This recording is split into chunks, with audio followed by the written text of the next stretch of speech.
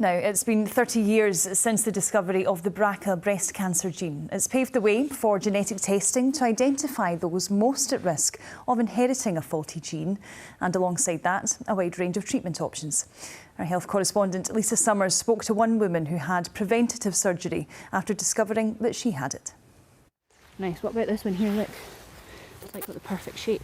I now no longer live with the anxiety of my massive risk. My chances of getting breast cancer were between 70 and 90%.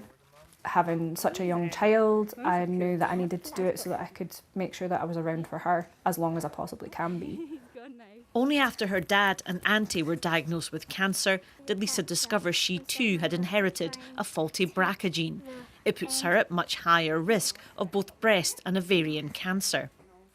It was absolutely devastating. It was, my whole world crashed around me at that time. It was really, really difficult, especially because I was a single parent to a young child. It feels like a death sentence initially. But learning she had it gave her the choice to take preventative action, and Lisa had a double mastectomy in 2020. I actually wouldn't change the journey that I've been on because it's made me a much stronger and confident person. I do feel a lot safer and a lot more comfortable in the knowledge that I've taken the preventative measures. The discovery of the BRCA gene 30 years ago was a major breakthrough in cancer research. Genetic testing and the developments of new treatments have all helped people like Lisa have choices. But it's also helping research into other types of cancer. So here are MRI scans of the brain of a patient treated on one of the trials.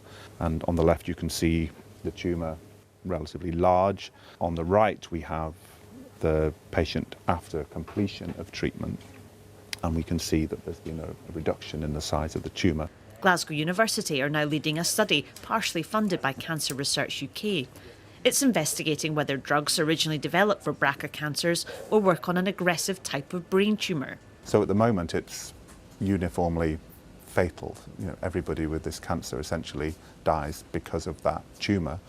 So to be able to change that and improve the outcomes for those patients would be massive. How many have I got in this pile? Five. For Lisa, 30 years of research has helped her feel much more positive about the future. And it gives me so much hope. And by the time my daughter has to go through it, there's going to be so many different options. The medical world will be so different then.